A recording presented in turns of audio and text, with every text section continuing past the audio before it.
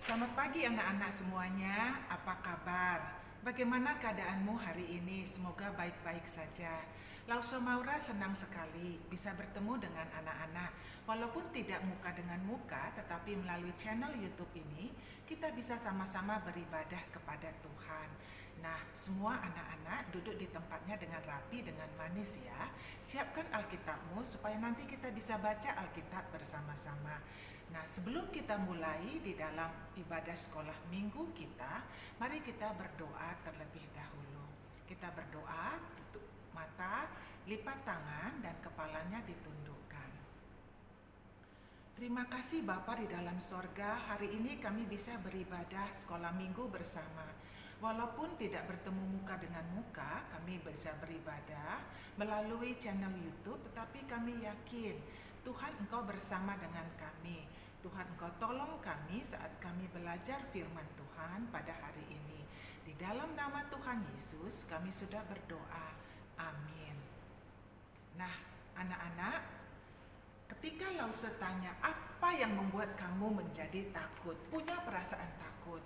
Nah, hampir semua orang punya perasaan takut. Walaupun mungkin beberapa anak mereka tidak bisa mengutarakan apa alasannya dia menjadi takut melalui kata-katanya. Lihat saja ketika anak-anak yang kecil, dedek-dedek, ketika dia melihat tidak ada mama, papa di samping kiri dan kanannya, maka dia akan mulai menangis dan dia khawatir, dia teriak cari mama, cari papa di mana. Ya. Nah, bukan hanya mereka saja, anak-anak yang lain juga mereka bisa merasa takut dengan kegelapan. Ketika malam hari mati lampu, dia buka matanya lebar-lebar mau lihat sesuatu, cari mama atau papa atau saudaranya. Dia tidak bisa lihat apapun. Yang selain dia lihat itu adalah kegelapan. Wah, kasihan sekali ya. Hatinya pasti susah sekali. Kadangkala juga ketika dia dengar hujan yang begitu sangat besar sekali turun tiba-tiba. Lalu ada guntur. Lalu kemudian ada petir, ceder, seperti gitu. Wah, hatinya tambah khawatir juga. Menjadi sangat takut sekali. Kalau anak-anak yang kelas besar, kadangkala mereka ada perasaan khawatir atau takut. Ketika mereka mau memberikan laporan di dalam tugas belajar mereka di depan kelas. Kira-kira nanti dapat nilai berapa ya? Bagianku ini bisa berhasil apa enggak ya? Wah, banyak hal yang membuat anak-anak menjadi takut. Nah, tahukah kamu bahwa kamu tidak perlu merasa takut ketika kamu tahu bahwa ada seseorang yang besar, yang kuat, yang hebat, dan terlebih lagi yang mengasihi kamu ada bersama dengan kamu. Nah, Alkitab menjelaskannya kepada kita pada hari ini sebagai ayat hafalan kita. Bukalah Alkitabmu di dalam Ibrani pasalnya yang ke-13, itu angka yang besar pasal ya. Ayatnya yang ke-6, angka yang kecil. Lause ulangi, Ibrani pasalnya yang ke-13, ayatnya yang ke-6. Lause baca dulu sama-sama ya. Ibrani 13 ayat 6, Tuhan adalah penolongku, aku tidak akan takut. Sekali lagi Lause baca, Tuhan adalah penolongku, aku tidak akan takut. Lause sudah tuliskan ini di dalam alat peraga kita pada hari ini sehingga bagi anak-anak yang kecil mereka mudah sekali untuk mengingat dan membacanya ya. Ini alamatnya Ibrani 13 ayatnya yang ke-6. Tuhan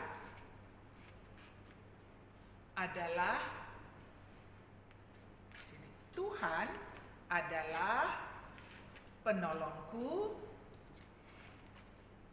aku tidak akan takut. Ini benar-benar adalah firman Tuhan untuk kita semua, untuk kamu dan juga untuk Lause. Apa arti daripada ayat ini? Tuhan artinya adalah sebutan atau panggilan yang juga diberikan kepada Yesus. Seperti kalian memanggil Lause. Nama Lause adalah Lause Maura. Kalian panggil Tuhan. Artinya ketika kita sebutkan atau namai dengan Tuhan, itu berarti adalah mengingatkan kita tentang seseorang yang berkuasa. Dia adalah tuan atau majikan. Ya, dia berkuasa atas segala sesuatunya. Ya. Lalu Tuhan itu siapa? Dikatakan di Alkitab, Tuhan adalah penolongku. Jika kamu adalah anak Tuhan, maka Tuhan selalu beserta dengan kamu. Ia ingin menolong kamu dalam segala hal.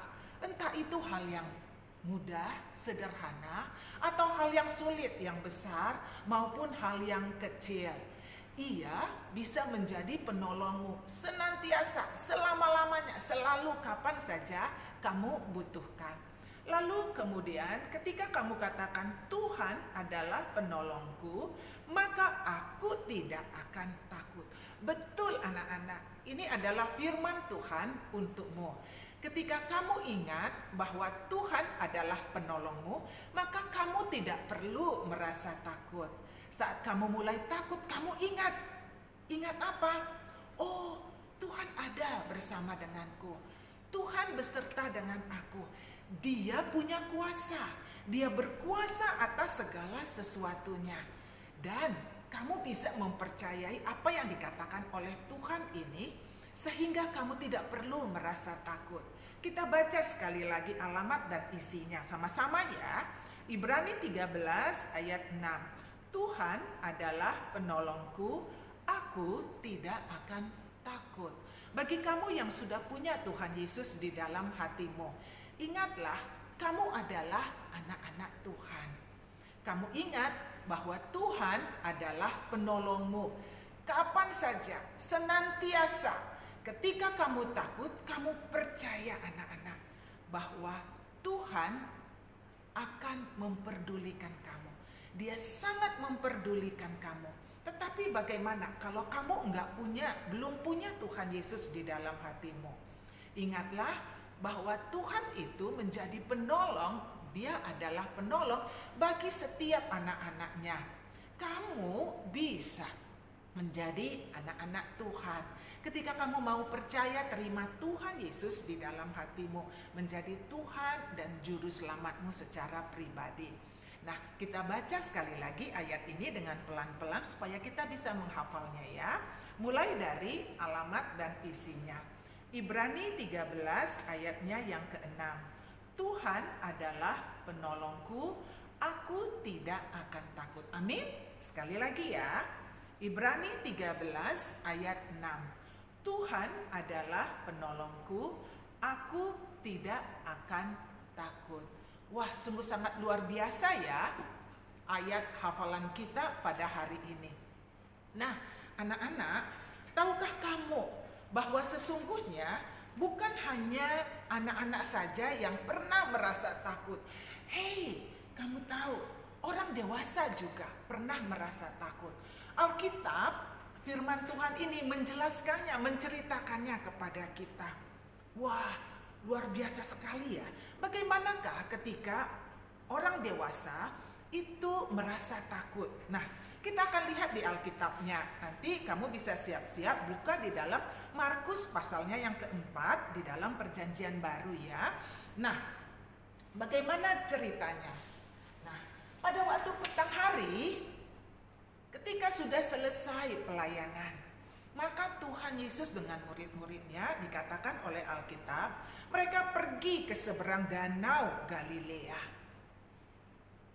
Dan lihatlah, beberapa perahu lainnya mengikuti di belakang perahu yang ditumpangi oleh Tuhan Yesus dan murid-muridnya. Kamu tahu bahwa murid-murid Tuhan Yesus ini adalah para nelayan yang hebat sekali. Mereka sudah pengalaman lama ketika mereka menangkap ikan di laut maupun di danau. Nah, pada saat itu cuaca begitu sangat bagus, begitu sangat tenang, luar biasa. Jadi mereka bisa duduk dengan santai. Tetapi apa yang terjadi? Mereka lihat, oh, awannya tiba-tiba gelap. Langitnya jadi mendung. Apa yang terjadi? kemudian mereka melihat hujan mulai turun, badan mereka mulai basah. Mula-mula hujannya kecil, rintik-rintik. Tetapi lama-kelamaan hujannya menjadi besar. Wah, mereka pikir gak apa-apa juga. Kami kan sudah punya pengalaman. Kami bisa melewati ini sampai nanti ke seberang Danau Galilea. Nah, mereka berusaha. Airnya sedikit demi sedikit sudah masuk ke dalam perahu. Lalu kemudian mereka buang. Masuk lagi, mereka buang.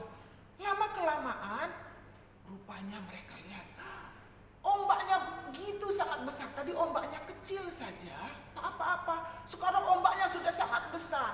Kapal mereka sudah oleng ke kiri. Kapal mereka sudah oleng ke kanan. Mereka pun menjadi sangat khawatir sekali. Mereka sangat takut sekali. Mereka pikir, bisalah ini. Tapi kenyataannya tidak bisa. Mereka melihat air sudah mulai banyak masuk ke dalam perahu. Mereka tarik tali untuk layar mereka dan lain sebagainya. Tetapi itu pun tidak membantu. Mereka sangat ketakutan. Mereka pikir jangan-jangan sebentar lagi kami akan tenggelam. Sebentar lagi kami akan mati. Wah, ketika mereka menyadari akan hal itu, mereka lihat, di mana Yesus? Lihat, Yesus ternyata sedang tidur di atas sebuah tilam di buritan di ujung kapal. Mereka melihat, apakah Tuhan Yesus takut? No, Tuhan Yesus tidak takut. Tapi sebaliknya, Tuhan Yesus tidur dengan tenang sekali di buritan kapal. Wah, kenapa? Karena Yesus adalah Tuhan Allah. Dia Tuhan Allah yang berkuasa.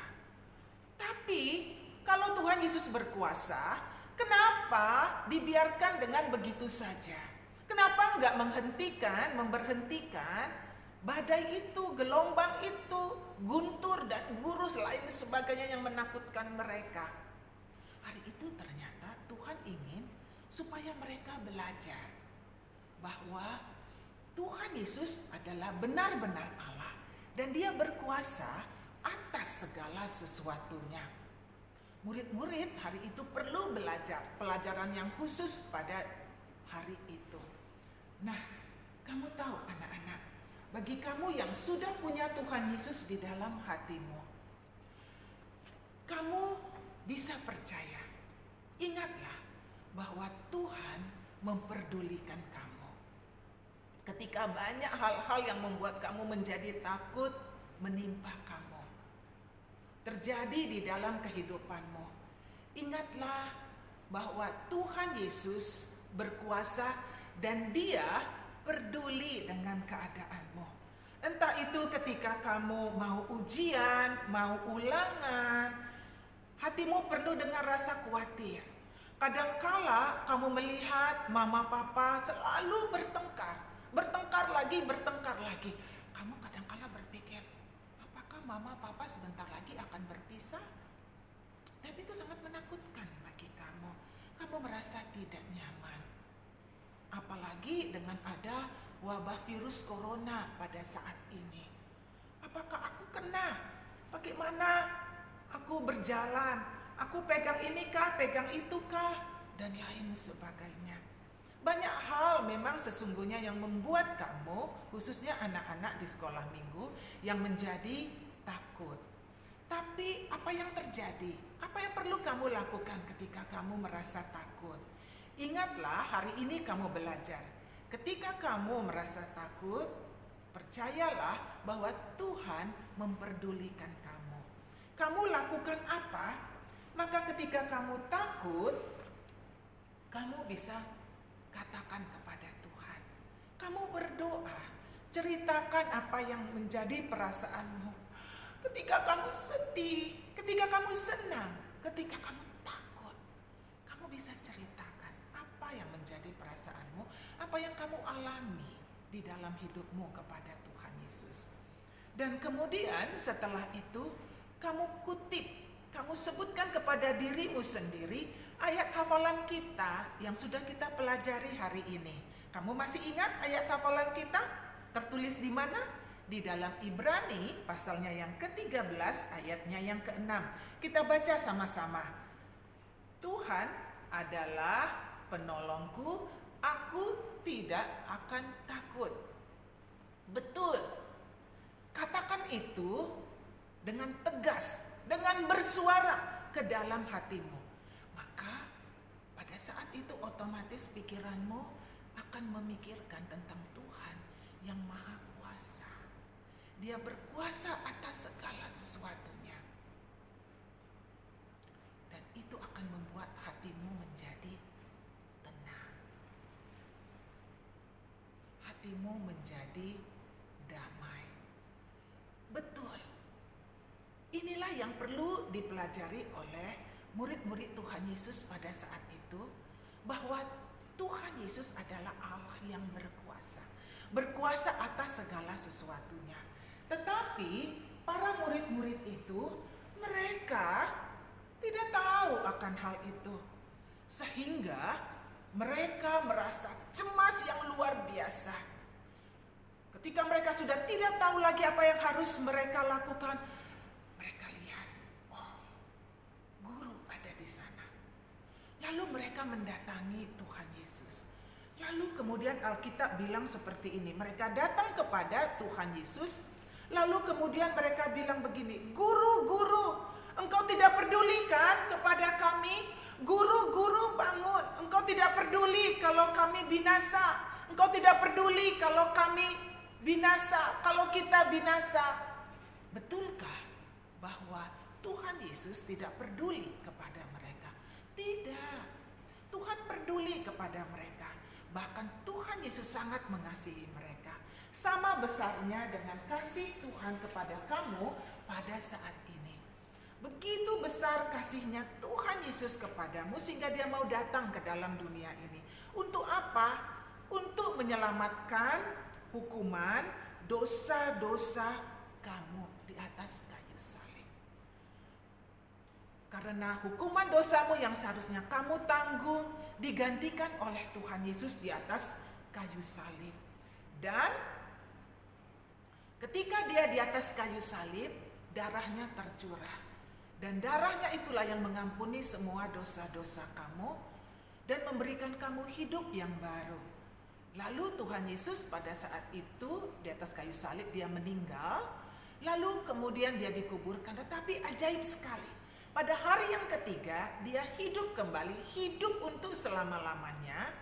Dan dia kembali ke sorga. Dan dia mau menyediakan tempat bagi kamu dan memberikan kamu hidup yang baru di dalam kehidupanmu ketika kamu percaya kepada dia. Nah anak-anak, kenapa semuanya ini adalah dilakukan oleh Tuhan Yesus? Semata-mata karena ia mengasihi. Mengasihi kamu, dia mengasihi juga murid-muridnya pada saat itu. Begitu sangat besarnya. Sesungguhnya dia peduli kepada murid-muridnya pada saat itu yang ada di perahu bersama dengan dia. Lalu apa yang dilakukan oleh Tuhan Yesus? Alkitab mengatakan di sini kalau kamu baca. Lalu ia pun, maksudnya Tuhan Yesus bangun. Lalu Tuhan Yesus berdiri. Ketika Tuhan Yesus berdiri, lalu kemudian Tuhan Yesus katakan apa? Coba. Tuhan Yesus bangun, dia lalu dikatakan menghardik angin itu dan berkata kepada danau, "Diam, tenanglah." Coba sekali lagi, apa yang dikatakan oleh Tuhan Yesus kepada danau? "Diam, tenanglah." Ajaib sekali. Pada saat itu, tiba-tiba angin pun reda. Gak ada gelombang. Hujan pun berhenti. Walaupun langit gelap, tapi suasana menjadi tenang. Sungguh sangat luar biasa. Danau menjadi teduh sekali. Wah, mereka kaget. Ajaib. Kamu tahu, hanya Tuhanlah yang bisa melakukan akan hal itu. Pada hari itu, murid-murid mendapatkan satu pelajaran yang khusus. Mereka mengalami bahwa Allah bisa memberikan ketenangan, damai sejahtera yang tidak seperti diberikan oleh dunia ini kepada kamu, kepada manusia, kepada kita. Pada saat ada badai, pada saat ada gelombang, hanya Tuhan yang bisa memberikan itu. Mereka mengalami, mereka melihat bahwa Allah memperdulikan mereka. Nah, anak-anak, teman-teman yang dikasih oleh Tuhan, sesungguhnya Allah berkuasa atas segala sesuatunya. Jika Tuhan Yesus ada di dalam hatimu, percayalah bahwa Tuhan memperdulikan kamu. Pada saat kamu ada di dalam kegelapan, kamu gak tahu harus melakukan apa.